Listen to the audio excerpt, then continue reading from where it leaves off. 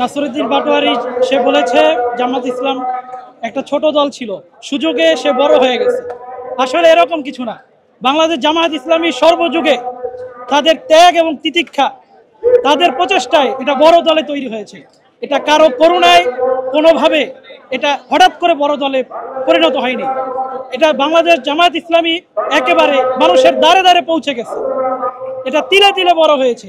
এখানে অন্য কোনো দলে এখানে ফ্যাসিস্ট সরকার যেভাবে জামাত ইসলামের উপরে অত্যাচারের স্টিম রোলার চালিয়েছে, তারপরেও বাংলাদেশ জামাত ইসলামী সঠিক পথে থাকার কারণে, সৎ এবং ইনসাফ, ন্যায় এবং ইনসাফের পথে থাকার কারণে আজকে জামাত ইসলামীকে মানুষ একেবারে দলে দলে গ্রহণ করতেছে।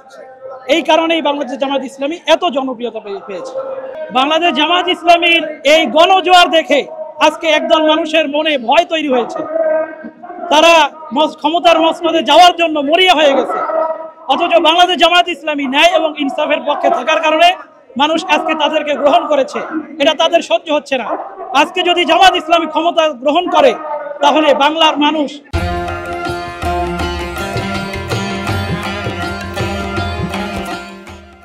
চাঁদাবাজদের মুক্ত হবে, চাঁদাবাজ মুক্ত হবে।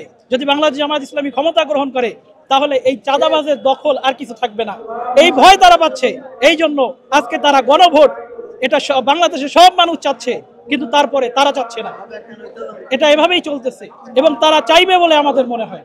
এদেশের মেহনতি মানুষের দল, ৮ দলীয় জোট এদেশে গণভোট আগে চায়। গণভোট আগে হলে এদেশের মানুষের অধিকার আদায় হবে এবং বিএনপি, এনসিপি, অন্যান্য ভাইরা যারা আছেন, আমরা ওদেরকে আহ্বান জানাই, আপনারা গণভোটে আগে চলে আসুন, তাহলে এদেশের মানুষের অধিকার আদায় হবে। আমরা হানাহানি কাদা ছোটাছুটি না করে আমরা দেশ গড়ি, আমরা সকলের অধিকারকে আদায় করি এবং সেটি জাতীয় নির্বাচনে আমরা সকলের অধিকার আদায় করব। সুষ্ঠু নির্বাচন আমরা কামনা করি এবং এদেশের কোনো ফ্যাসিস্ট, কোনো জালেম, কোনো জুলুম, অত্যাচার, টেন্ডারবাজি এগুলো আমরা দেখতে চাই না। এদেশের মানুষ দুটো নুন ভাত খেয়ে তারা বাঁচতে চায়।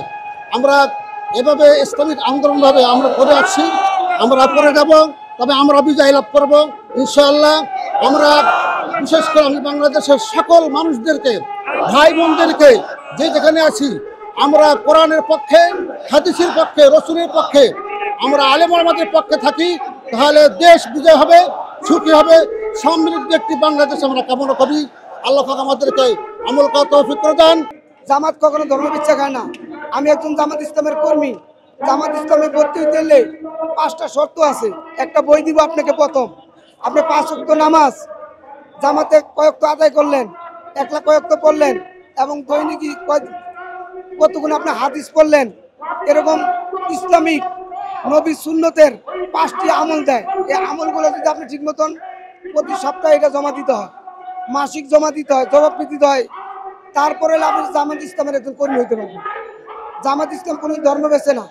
ধর্ম বেছে একমাত্র আওয়ামী লীগ এবং আর বিএনপি। এরা যখন নির্বাচনে আসে তখন টুপি মাথায় দেয় আর মানুষের রিস্কালার সাথে কুলাগুলি করে। আর জামাত ইসলাম একটা শৃঙ্খলাস দল। তারা কখনো বদমাশি, ওই চুরি ডাকাতি, ছিনতাইকারী করে না। জামাত যদি বলে যে 5,000 কোটি টাকা কালকে দরকার, এই 5,000 কোটি টাকা 1 টাকাও কেউ চাঁদা নিতে হবে না, আমাদের দলের কর্মীরাই আমরা দিব।